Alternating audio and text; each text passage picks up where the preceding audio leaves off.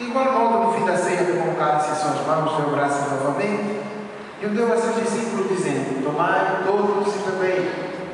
Este é o cálice do meu sangue, o sangue da nova e eterna aliança, que será derramado por vós e por todos, para a remissão dos pecados. Fazei isto em memória de mim.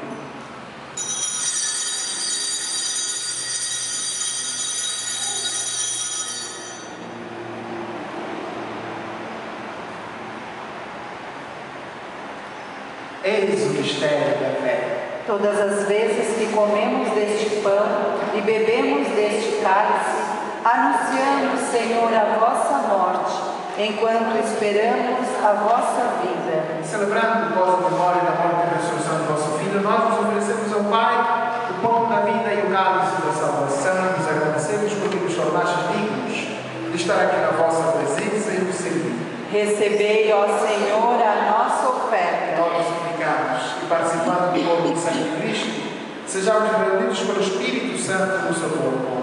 Fazei de nós um só corpo e um só Espírito. Lembrai-nos, ó Pai, da vossa Igreja, que se faz presente pelo mundo inteiro, que ela cresça na caridade, com o Papa Bento XVI, com o nosso administrador diocesano, Padre Sérgio, com os bispos do Brasil e do mundo inteiro, e todos os ministros do vosso povo.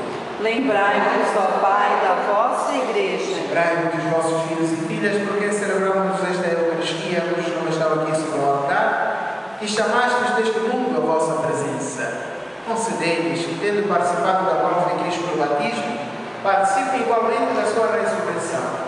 Lembremos também dos outros nossos irmãos e irmãs que morreram na esperança da ressurreição e de todos partiram desta vida. Acolhei junto a vós, na luz da vossa face. Lembrai-vos, ó Pai, dos vossos filhos. Enfim, nós os pedimos, tenha piedade de todos nós. De modo especial, Laura Brasil está doente, bem como todos os outros doentes da nossa comunidade. Esta criança que hoje é apresentada diante de vós, ó Pai, fazei conhecer esta tua graça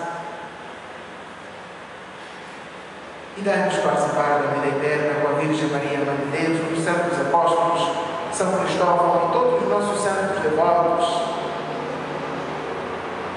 e aqueles que neste mundo vos serviram, a fim de vos louvarmos e glorificarmos por Jesus Cristo, vosso Filho. Concedei-nos o convívio dos eleitos